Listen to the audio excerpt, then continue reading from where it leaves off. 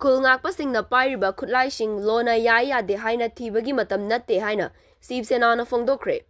Khul Ngakliba singna Pairiba Khutlai sing lona Yabani natraga Yadabani haina Thigatuna Laibagi Matam Natte.